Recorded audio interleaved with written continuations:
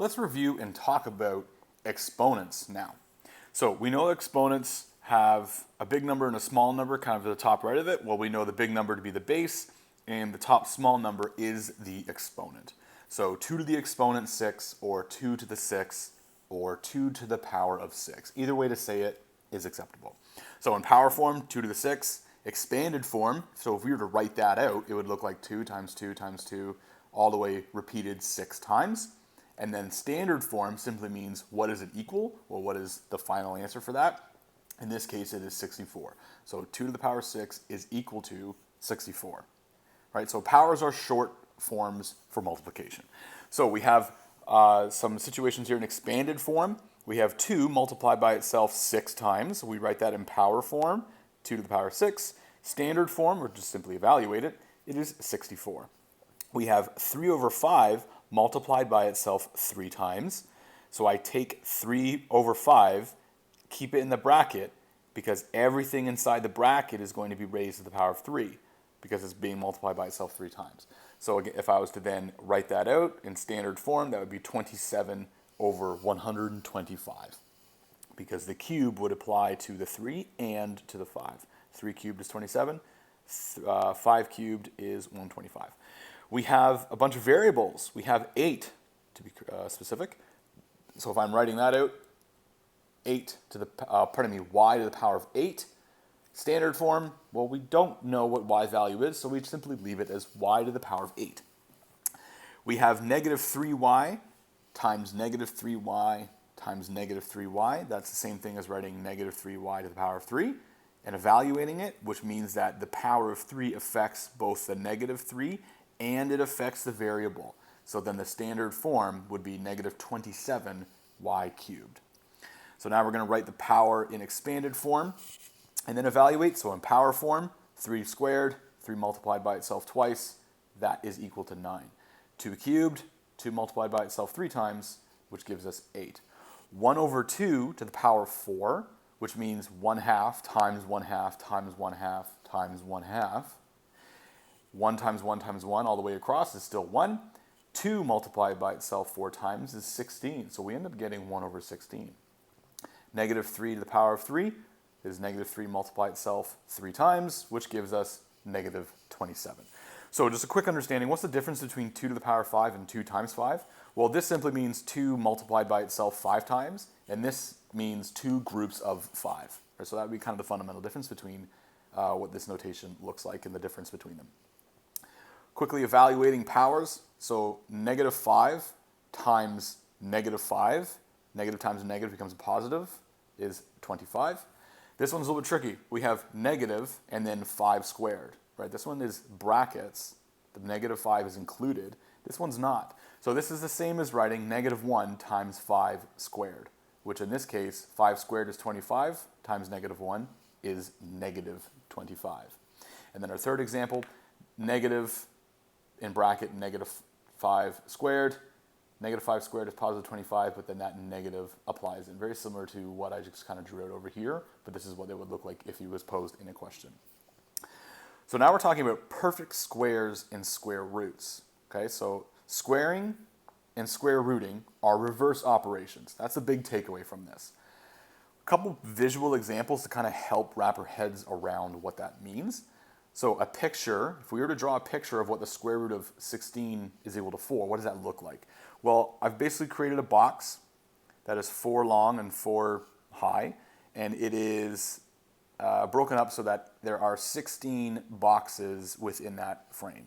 So then 4 times 4 is equal to 16. So then 16 squared, and we can see the square here, is equal to 4. So one side length is 4. What does 5 cubed mean? Well, I tried to draw a cube here, so bear with me on this, but it is broken up into 5s going vertical, 5s going horizontal, and then 5s running deep as well. So we have 3 dimensions, hence the 3, 5 by 5 by 5. So 5 times 5 times 5 gives us 125. So that's kind of the visual representation of what cubing essentially looks like. Quick examples here. I won't spend too much time. What is the value of each power? Well, 3 to the power of 4 means 3 multiplying by itself 4 times gives us 81. 4 cubed, we can see that there, gives us 64. 10 cubed gives us 1,000. Negative 2, that whole thing is multiplied by itself 5 times, which gives us negative 32 because there's an odd exponent. And then 0.2, to quickly write it as a fraction, would be 2 over 10 times 2 over 10, because it's 4 over 100, which is 0.04. So we can use facts like 10 times 10 is 100 and like basic numeracy understanding to help estimate square roots of large numbers. So for example, square root of 15 is pretty close to 16. So then we know that the square root of 16 is 4, which means that the square root of 15 is probably going to be around 3.5-ish. And we can kind of keep using that mentality as we go into those bigger numbers. Just recognizing that something like the square root of 1500 is close to the square root of 1600. Well, 1600 is equal to 16 times 10. Both of those are square roots. So square root of 16 times the square root of 100, which in this case would be 4 times 10, which gives us 40. So that means that the square root of 1500 is about 35. Quick estimates of square roots. Square root of 88 is pretty close to 81, which would be the square root, perfect square would be 9. So we're looking at somewhere around 9.5. Again, these aren't exact. It's just using the idea and understanding square roots to give ourselves estimations. 110 is pretty close to 100, which square root is 10. So in this case, let's say it's about 10.5. And we keep that idea moving onward.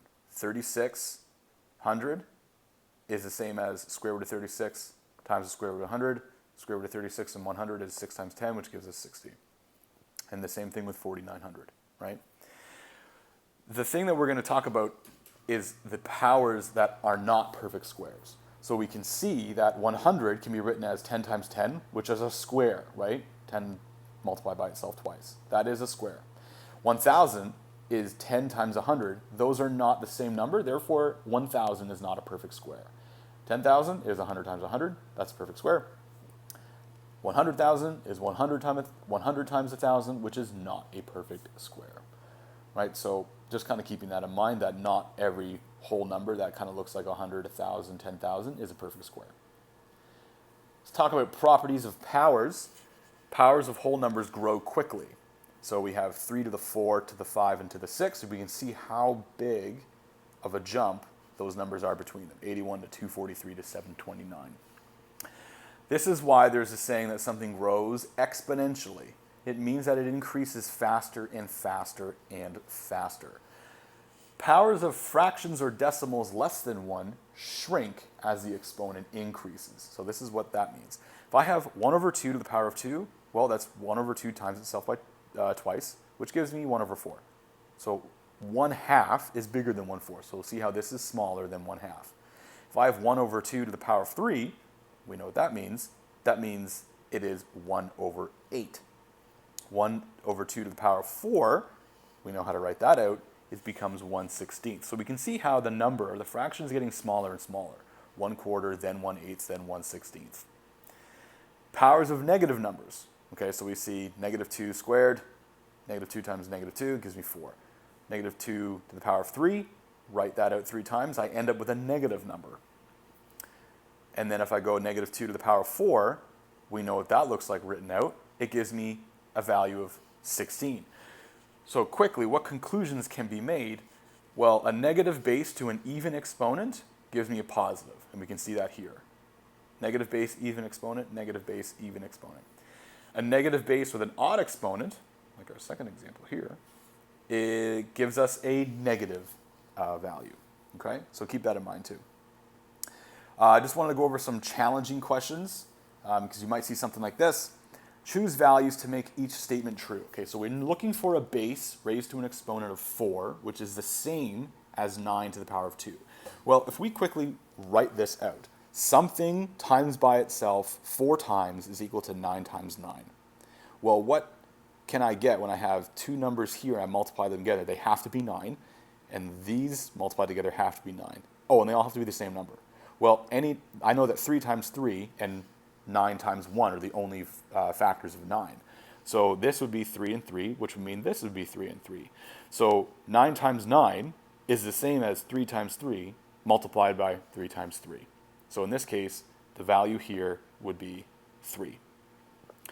The next one here, we have 6 to the power of 8 is equal to 36 to the power of something.